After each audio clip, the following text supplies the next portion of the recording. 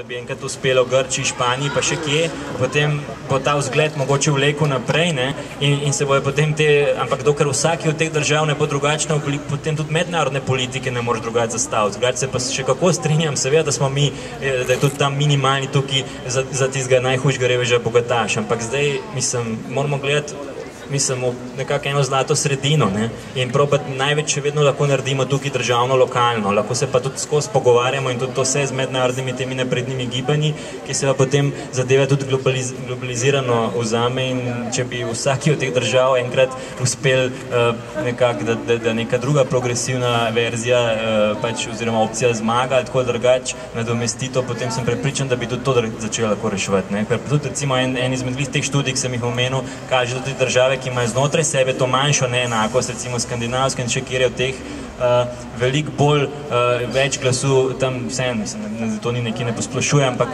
je tudi večji posluh za te globalne probleme, tudi v smislu teh okoljskih globalnega segrevanja. Lažje se da v teh državah z neko javno participacijo tudi dati sredstva in prisluhniti tem globalnim problemom, kot pa v unih državah, kjer je samo profit in materializem kot glavni kriterij. Lahko sam še minutko, ne bom dolgo vezla.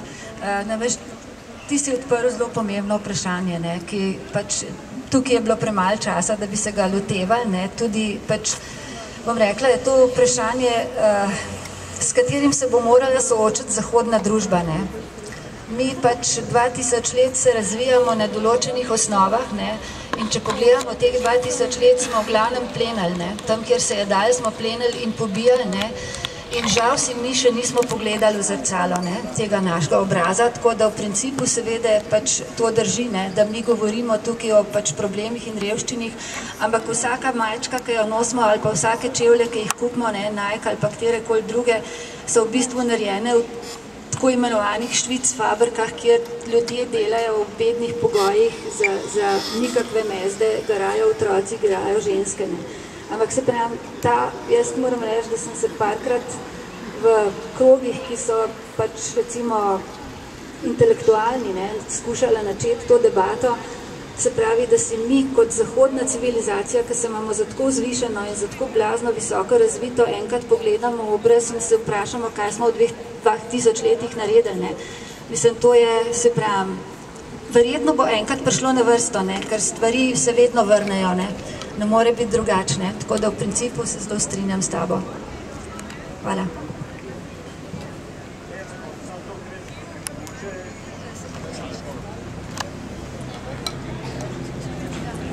Ne, jaz sem tako mislil, da mogoče glede globalnega gledanja vse skupaj mogoče bi mogli pomisliti na to, da je evro v Sloveniji nekaj drugega kot je evro kjerkoli drugje na svetu, ali pa da ima vsaka država svojo vrednost valute, istega evra, da recimo, ne vem, nekdo z 10 evri nekje drugje lažje preživi, kot nekdo pri nas z 200 evri. Ker nekdo, ki ima okrog sebe zemljo in ima vodo, oziroma mogoče vode tudi niti ne, je na boljšem, kot nekdo, ki je pri nas v bloku z 200 evri.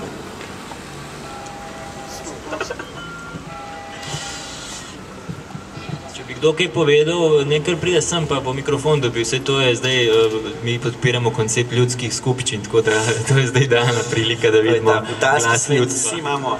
Nismo nič drugačni, kot si tukaj. Torej bi kdo še kaj povedal?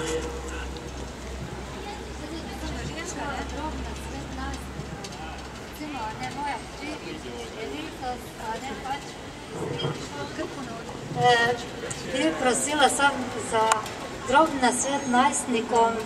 Zdaj recimo, kjer je vpeto ta sistem, glede na vse to, sicer ravno vzgojeno, ko vse je na ta način, tak drobni nasvet, kako v tem svetu bi najlažje preživela tako, da prav pač naprej.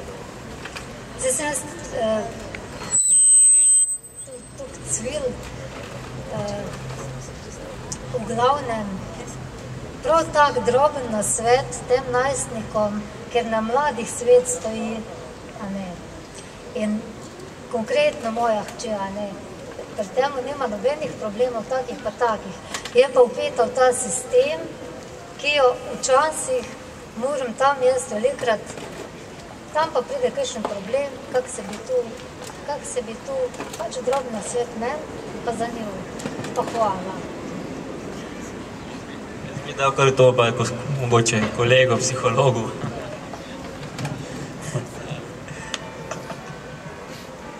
Zdaj, upam, da sem vas razumel. Kako je ime? Olga, sem vas prav razumel, da vaša hči nima nobenih takšnih problemov psiholoških, ampak da jo skrbi ta svet, ne, ali kaj? In vas tudi skrbi zelo. Jaz sem to začutil, da vas zelo ta današnji svet skrbi, ne.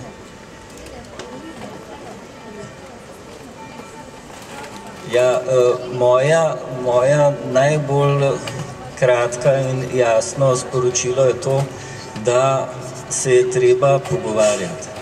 In če se vi z njo pogovarjate, ne, ker danes, v današnjem času, v družini je toliko malo časa že, ne, ravno mislim, da veliko zaradi tega tudi sistema, ne, ki nam ga zahodni kapitalistični sistem nekako noter urinu, da nimamo časa, tudi pozabimo, imamo svoje skrbi.